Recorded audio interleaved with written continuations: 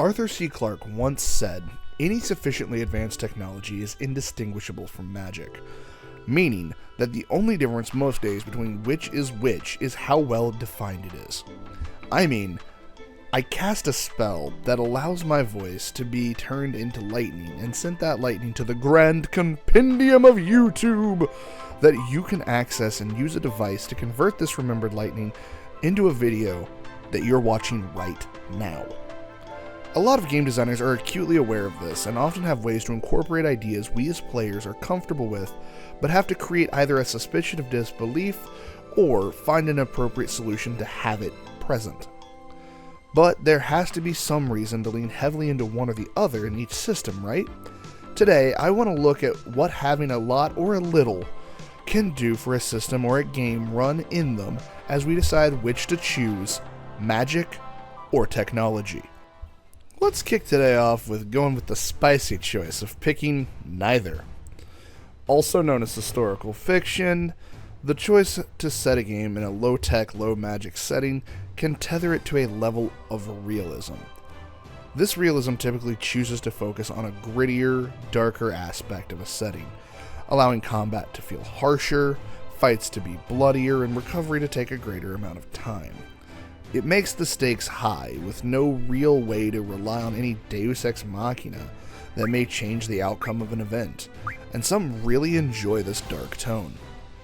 This can come in two different flavors of either none or not much, and gives the introduction on either magic or technology a huge impact on the story, and done well, can stand out in an audience's mind, for better or sometimes for worse.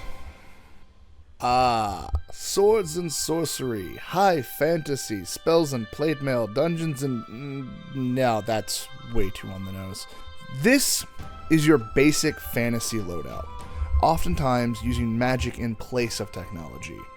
So much so that I want to play a game with you. Think of any setting that qualifies as high magic and low technology. It's cool, I'll wait. Okay, got one? Now, I'm going to list some basic technology that are common in modernity that your setting would have no way to have that invention, but they have an explicitly stated spell or arcane innovation that implements it. Ready? Instant messaging, rapid transportation, refrigerators, hand grenades, robots, pre-recorded audio video up to a minute. A way to ask yes-no questions of people who may know more, aka an internet search engine. Let me know in the comments how many your setting had. Why is this a thing? This is usually done to allow for amenities that make our lives comfortable to be used in an abnormal setting. Some folks find delight in recreating things using magic, usually to the tune of some form of super weapon to break whichever TTRPG they are currently playing. This line of thinking can expand into doing the things we want to see in the world, like a method to instantly heal all wounds, or upgrade rapid transit to instantaneous. Whether as mundane as an invisible servant who can clean your home for you, or as miraculous as speaking to entities beyond our world, magic offers a lot of answers. That isn't to say it isn't tricky. Magic done right knows it can skip the why, but can't skip the how. Magic doesn't need to conform to rules of nature, far from it, but it does need rules on how it operates within its own construct. There are a reason that games like D&D, the spells that allow you to use a wide variety of utility effects, are reserved for the top and bottom of the spellcasting ranks. A poorly defined magic system is a point of extreme frustration, because it makes it difficult for an audience to understand what can and cannot be done and limits the magic of the setting. Magic can ignore the rules of reality, but should not contradict itself without an extremely good reason. Much like magic, expanded technology in a science fiction setting is designed to imagine a life more convenient than the one we've currently got. The major difference between a setting that chooses either high technology or high magic is how things are explained. Technology usually loves trying to explain why this innovation works the way it does and how it was made.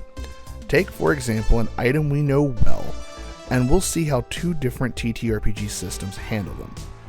To illustrate this, we're going to use Dungeons & Dragons and Lancer. For this exercise, I'm going to use a cell phone. The high magic equivalent is a spell that allows you to communicate short distances quietly. Its rule is that it takes time, you must see your target, and be able to whisper the message. The high-tech answer is a comlink subdermal mesh or piece of jewelry that allows for people to communicate in a subvocal level, regardless of language. To us, the tech has to explain where it is located, what it does, what differentiates and upgrades a modern cell phone, while the magic can be happily with a simple, as long as it follows this rule, it just works. Ooh boy, this is where the fun begins. All the perks, all the limitations, all the wonder that is science fantasy. This is high-tech, high magic. The realm of Star Wars, Shadowrun, Eberron, Starfinder. Some things are explained and given a technology answer, and other things happily get waved off as magic. This allows for an extreme amount of freedom in what can and cannot happen, and allows the perks of each to be fully wielded. It also gives you a very hard question to answer. Does the magic and the tech play nice? Some systems see them as polar opposites, that a tie to the natural world is what allows magic to flourish and causes finer devices to fritz and break. Others use them in concert, using magic as a stopgap to help explain the things that hard science just can't. The only caveat is forgetting which is which. Explaining how your setting's magic works as a technological innovation typically angers your fanbase faster than you can say midichlorian. Both high-tech and high magic allow us to see a world we want to see, whether in our own future using currently existing technology or imagination. Tech can never get away without answering how it works, and magic can never escape the confines of its own rules. But both let people strive for an ideal extraordinary. There we go. I guess this has been a which to choose between Metal Gear Solid and SpongeBob. Don't worry, I'm as surprised as you are. But that's going to wrap up today's video. Hopefully you learned a little something. It informs the choice that you're going to make soon. And I will see you all next time.